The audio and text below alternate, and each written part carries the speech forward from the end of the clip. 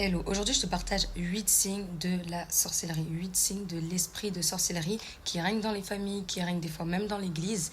Donc j'en ai beaucoup souffert, mais par la grâce de Dieu, Amen, on est plus que vainqueur sur tous ces esprits. Donc du coup j'ai mis 8, c'est la jalousie, l'envie, la convoitise, la méchanceté, la colère, la rébellion, la domination et la saleté. C'est des choses que Dieu m'a données pour me faire comprendre qu'est-ce qu'était l'esprit de sorcellerie. Maintenant, il y a d'autres aspects sûrement, mais en tout cas, c'est les 8 que j'ai reçus et j'ai pas envie même d'en mettre plus. Je pense que c'est déjà assez parlant.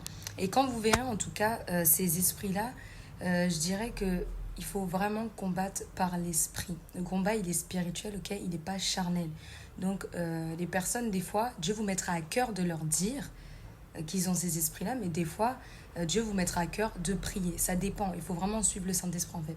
Donc, c'est pas une histoire de quand il y a l'esprit de sorcellerie qui vient vers moi, je me comporte de telle manière. Non, tu suis le Saint-Esprit. Il est ton guide, il est ton GPS, il est ta boussole. Donc, vraiment, c'est des esprits que j'ai vraiment combattus et qui peuvent vraiment faire souffrir les gens.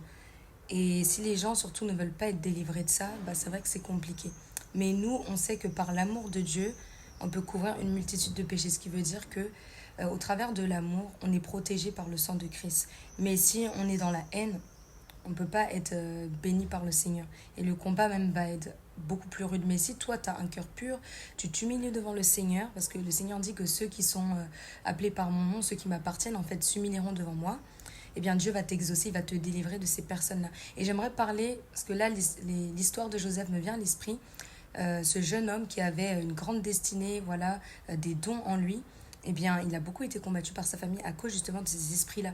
Et tout ça, c'est en rapport aussi avec Jézabel, parce que souvent on dit, voilà, l'esprit de Jézabel, en réalité, bon, c'est plus l'esprit de sorcellerie, mais c'est vrai qu'elle est beaucoup rattachée à la sorcellerie, voilà, mais en général, c'est plus un esprit qui n'a pas vraiment de nom. Mais elle a beaucoup opéré justement dans cet esprit de sorcellerie.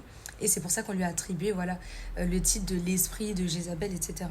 Mais en tout cas, on voit que c'était passé et c'est encore présent. Cet esprit, il rôde toujours, il est toujours là. Le diable rôde comme un lion rugissant pour dévorer, pour manger, pour égorger. Donc, vraiment, couvrez-vous de l'amour de Dieu. Ayez l'amour même pour vos ennemis, ayez l'amour pour les personnes qui ont ce type d'esprit et un jour, Dieu va les briser.